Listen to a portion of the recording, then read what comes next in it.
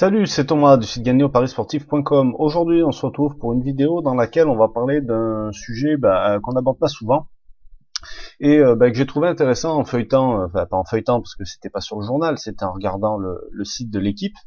On va parler des entraîneurs en fait et on va voir l'influence que peut avoir finalement le changement d'un entraîneur sur une équipe de foot. Alors cet article, je l'ai trouvé super intéressant. Tu vois, il était paru le 19 novembre. Donc juste avant un week-end de championnat. Et en fait, donc je te laisserai lire, je te mettrai le lien de l'article en dessous de la vidéo, je te laisserai le lire. Donc on te parle que, en gros, on se demande si le changement d'entraîneur suite à un limogeage peut entraîner un choc psychologique positif pour les clubs. Alors cet article-là, il concerne la Ligue 1. Mais en fait, le petit conseil que je voudrais te donner aujourd'hui, c'est d'éventuellement surveiller ces paramètres-là pour les différents championnats. Et donc, il y a quelques trucs qui viennent de se passer là suite à ce week-end, et donc tu vas peut-être pouvoir, donc bien sûr, si tu regardes la vidéo 3 mois après, tu vas pas voir grand-chose, mais c'est un paramètre qui est peut-être intéressant à prendre en compte pour tes prochains paris. Donc en fait, on te dit dans ce site-là, dans cet article-là, que, en gros, quand tu as un changement d'entraîneur, tu as seulement 28% de victoire de l'équipe en question. Donc, en gros, je vais te passer le truc. Là, c'est pour la Ligue 1. Une équipe qui vient de changer d'entraîneur ne gagne pas le match suivant dans 71,4% des cas. Donc, en gros, ça veut dire que une équipe qui change d'entraîneur perd ou fait match nul dans 71% des cas. D'accord, une fois qu'elle a changé d'entraîneur.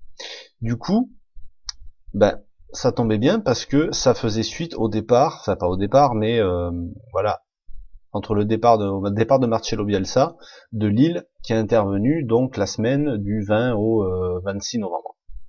Et donc le week-end suivant, qu'est-ce qui s'est passé? Lille se déplace à Montpellier et Montpellier perd. Cette même semaine-là, alors attends, je vais aller te montrer dans les résultats. Donc tu avais Lille, en Italie aussi tu avais un changement d'entraîneur, bon je vais pas te montrer le résultat en fait, on s'en fout. En Italie aussi tu avais un changement d'entraîneur, c'était l'Udinese qui a foutu dehors son entraîneur, et évidemment ce week-end-là, ils ont perdu. Ils ont joué contre Naples, ils ont reçu Naples à domicile et ils ont perdu 1-0 il me semble. Et voilà, donc c'est quelque chose peut-être que, si tu regardes bien, Julien Sablé, c'était la semaine d'avant, qui vient de reprendre Saint-Étienne, il a perdu en fait pour son premier match. Frédéric Hans avec Metz, quand il a repris, alors où il a perdu, où il a fait match nul, il n'a pas gagné. Sabri Lamouchi avec Rennes, c'était exactement la même chose. Et si tu remarques, donc là, j'ai vu en Espagne.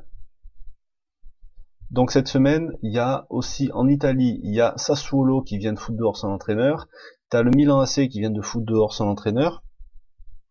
Et là, tu vois que tu as l'entraîneur de Alaves, donc de Biasi, qui vient de se faire foutre dehors. Donc c'est des équipes éventuellement, alors je te dis pas de parier contre ces équipes-là, mais au moins de le suivre pendant un temps.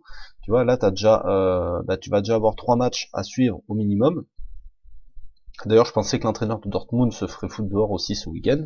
Ça n'a pas été le cas après le 4-4 qu'ils ont fait chez eux contre Schalke. Mais apparemment, pour l'instant, il est toujours là.